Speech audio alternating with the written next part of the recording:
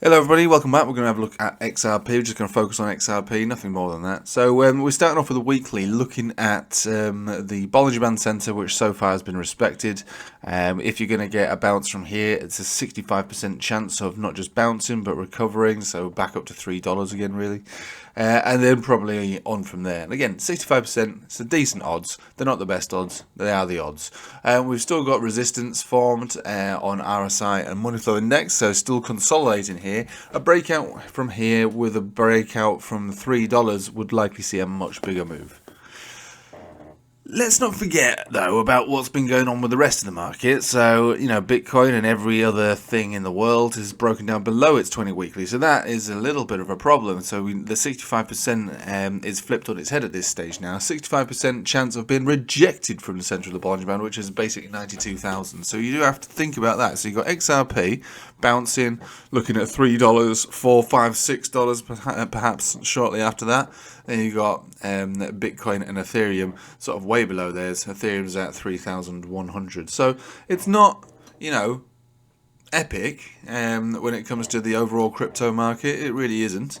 We are looking at a handful of things where we might be looking for a bounce on high-term timeframes. The monthly, for instance, for Bitcoin. Your 10 exponential bounce, similar to these 10 exponential bounces. So, this is always the thing. It depends on, there's a stroke of luck. There's lots of supports on the way down, and which one it uses is, anyone's best guess. There's lots of resistances on the way up. Which one it gets rejected from is anyone's guess. And we can see that at the moment we're being held here, and we can see for XRP, we're being held here. So, yeah, it's fine, and for us to all be a little scared of what the market may become, which is a breakdown. I still hear a lot of people talking about that. I've had to take a little slice of that bear cake, really, just to see what it tastes like, because, I wasn't expecting such a significant breakdown over such a small space of time, but it did happen. So you have to start to think about, okay, what's it going to look like? What's the criteria for a bear market? At what point would I cut losses? And I've vocalised that to all of you lot these last few days. But at the moment, we're hanging on still to the idea that the bull market is still in play, and continuation is the name of the game. And if everything looks like XRP, you'd be very pleased with that. So let's start knocking it down a bit with the shorter term timeframes. What have we got going on here? So this is still very bullish, still above the 200 exponential, 200 simple. On the daily, really, they haven't even been retested, so that weekly is held. As far as the money flow, we've gone all the way down. We're turning around. If we do decide to rally back up, there's plenty of space, not just on the daily and on the weekly and on those two time frames. Plenty of room to move up. We're moving into a death cross retest on the 4 hourly, so this would be the first place of significant rejection that we might see. So $2.30, and then probably be looking for a pullback that could take you to a higher low. Just above $2.05. So I know it's dramatic. We'll see.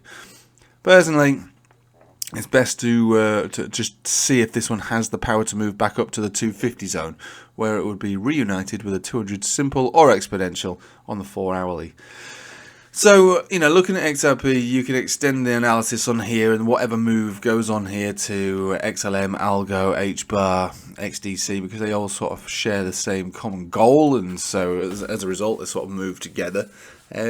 But XRP is the leader. XRP's got the best chart. XLM's chart's not too bad. Algo's chart is very laggy. I haven't really looked at the others, but I know that they generally move as one. So we'll just have to think about how it's going to perform if you're going to be buying those other ones. Now, they normally emphasize XRP's move just because the volume is often smaller for those. XRP always has enormous volume, and so if they're going to move together, the smaller cap ones will move more dramatically. It's just normal.